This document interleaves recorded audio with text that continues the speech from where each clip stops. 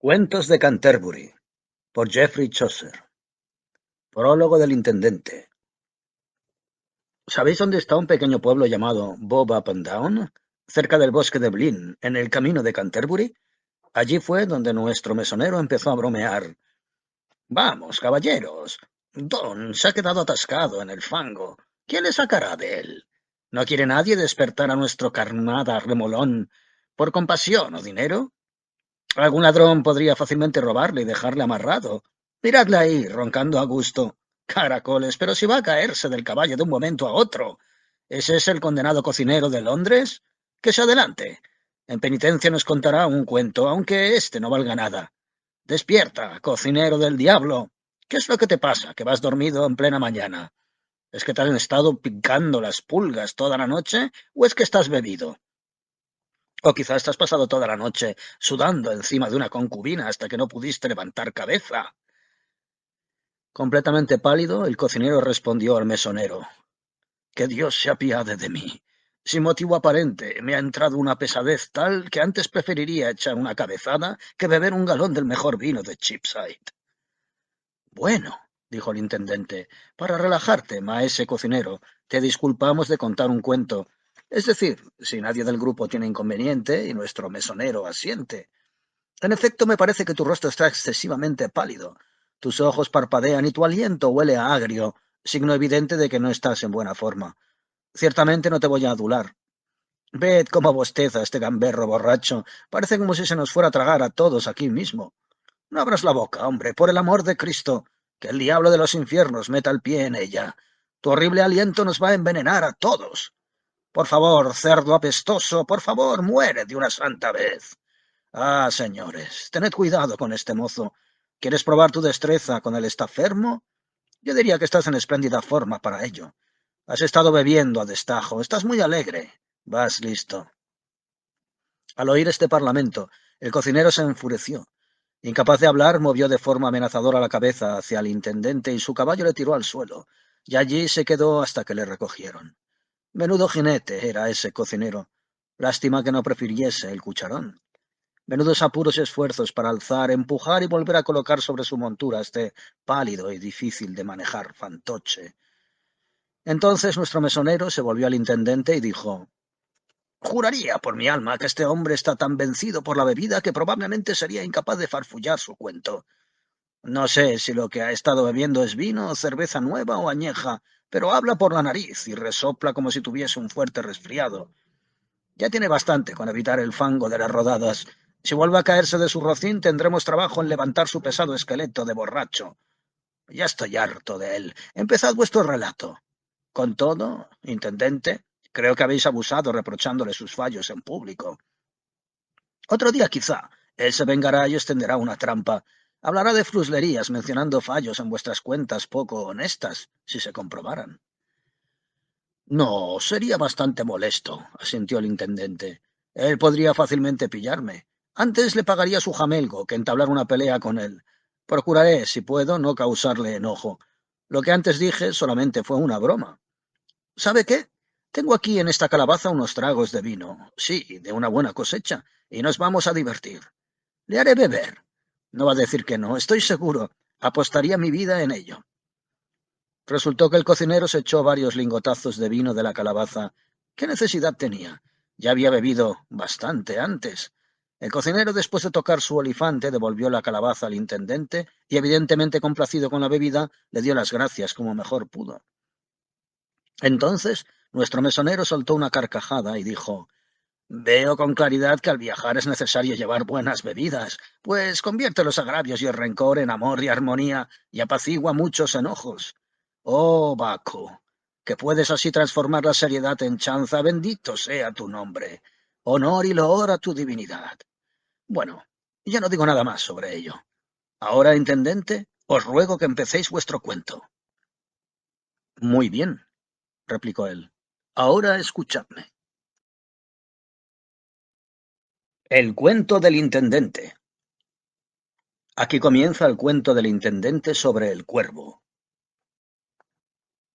Cuando Febo habitaba aquí abajo en la tierra, como nos cuentan los autores antiguos, no era solamente el más brioso aspirante a caballero del mundo, sino también el mejor arquero, pues un día exterminó a la serpiente Pitón mientras estaba durmiendo al sol. Los libros describen las extraordinarias e innumerables hazañas que realizó con su arco. Sabía tocar cualquier instrumento musical, y cuando se ponía a cantar, los claros registros de su voz eran auténticamente melodiosos. Es seguro que Anfión, el rey de Tebas, que construyó las murallas de aquella ciudad en medio de cánticos, nunca cantó ni la mitad de bien que él. Además, era el hombre más apuesto de la tierra, pero ¿para qué describir sus rasgos? Simplemente no había hombre viviente con mejor porte y aspecto. Además, rezumaba nobleza, honor y dignidad perfecta. Febo, este joven sin parangón en generosidad y capacidad caballeresca, solía llevar un arco en la mano, tanto por deporte como recuerdo de su victoria sobre Pitón. O al menos así lo refiere la historia. Ahora bien, Febo tenía en su casa un cuervo enjaulado que hacía mucho tiempo llevaba amaestrando y al que había enseñado a hablar de la misma forma que se enseña a los arrendajos. Este cuervo, como un cisne, era blanco como la nieve y sabía imitar la voz de cualquier persona que estuviera contando un extenso cuento. Además, ni de lejos había ruiseñor en todo el mundo comparable con sus cantos alegres y maravillosos. Febo tenía también en la casa a una esposa a la que amaba más que a su propia vida. Procuraba complacerla y honrarla a todas horas, salvo en una cosa. A decir verdad, él era celoso y demasiado propenso a no perderla de vista, pues tenía la obsesión que le traicionaran, como le sucede a todo el mundo en su mismo caso. Aunque, ¿de qué sirve todo eso? Nunca puede hacerse nada por remediarlo. No es necesario vigilar a una buena esposa, que sea pura de palabra y obra. Es igualmente cierto, montar guardia para controlar a una furcia simplemente no sirve para nada. Creo que vigilar a la propia esposa es una completa estupidez y pérdida de tiempo. Los viejos estudiosos lo aseveran en sus libros. Pero volvamos al tema. Este excelente Febo hacía todo lo posible para hacerla feliz, suponiendo que su agradable modo de ser, su virilidad y su digna conducta serían suficiente garantía para desbancar a cualquier contendiente. Pero sabe Dios que hay algo que nadie puede conseguir: contrariar un instinto que haya sido implantado por la naturaleza en una criatura. Coged cualquier pájaro, colocadlo en una jaula, mantenedlo lo más limpio posible y poned todo el corazón y el cerebro en alimentarlo con las más deliciosas e imaginables comidas y bebidas. Con todo, el pájaro, aunque lo tengáis en la más atractiva de las jaulas doradas, preferirá mil veces volar hacia el frío y cruel bosque y comer gusanos y otras bazofias por el estilo. Nunca cesará en su intento de escapar de su jaula, siempre estará ansiando la libertad. Tomad un gato, alimentadlo bien con leche y carne tierna y dadle lecho de seda, pero en cuanto vea a un ratón corriendo junto a la pared, abandonará la leche, la carne y lo demás, todos los lujos de aquella casa. Tal es el apetito que siente por los ratones. Como veis, el instinto es tiránico. El apetito hace que la prudencia desaparezca. Una loba tiene también un vil modo de ser. Cuando está en celo, elegirá el lobo más fiero y de peor fama que encuentre. Pero todos los ejemplos enumerados se refieren a los hombres infieles, de ningún modo a las mujeres. Los hombres siempre tienen el apetito lascivo de gozar con criaturas inferiores antes que con sus esposas, por bonitas, fieles y dulces que éstas sean. Por desgracia, esta maldita carne nuestra ansía tanto la novedad que no encuentra placer en la virtud duradera. A pesar de todos los grandes méritos de Febo, este que no sospechaba nada fue engañado. Ella llevaba a otro hombre a remolque, un hombre de muy poca importancia que, comparado con Febo, no valía nada. Esto sucede con frecuencia. El daño es mayor y produce mucho trastorno y aflicción. Así pues, ocurrió que cuando un día Febo se ausentó, su mujer llamó con presteza a su amante. ¿A su amante? Es un modo bastante rudo de decirlo, pero os pido perdón. El sabio Platón, en una de sus obras, dijo que la palabra debe coincidir con la acción. Es decir, si uno tiene que expresar algo verídico, la palabra debe expresar la acción. Sin pelos en la lengua diré lo siguiente. Entre una dama de alto copete, de cuerpo deshonesto, y una mujerzuela, dado que ambas se portan mal, no hay más diferencia que esa. La dama, al ser de rango más elevado, para su amante será su amiga, mientras que la otra, al ser una mujer pobre, será llamada concubina o querida. Dios sabe, mi querido amigo, que al tener sexo tan bajo, está uno como la otra. De modo parecido, afirmo que no existe diferencia entre un tirano usurpador y un forajido o salteador de caminos. Alejandro Magno recibió esta lección. A un tirano con un poderoso ejército y, por consiguiente, con poder de aniquilar y mandar quemar hasta los cimientos de palacios y hogares y dejarlo todo arrasado, se le llama general. Mientras que a un forajido, como son pocos los que le siguen y no puede causar mucho daño o acarrear la misma ruina a todo un país, se le etiqueta de forajido o ladrón. Como no tengo cultura libresca, no puedo citar a un enjambre de autoridades, pero proseguiré contando el cuento que empecé. La esposa de Febo envió a buscar a su amante, y ambos satisficieron inmediatamente sus fugaces apetitos carnales. El cuervo blanco, que estaba allí en lo alto dentro de su jaula, presenció toda la faena, pero no pronunció palabra.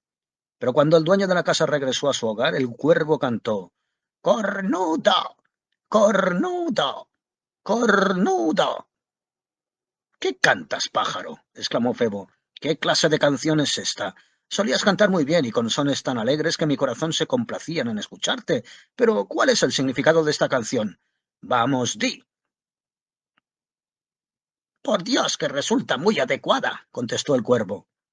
«Febo, a pesar de toda tu belleza, valía y crianza, de toda tu música, canciones y vigilancia, te la ha pegado uno sin importancia.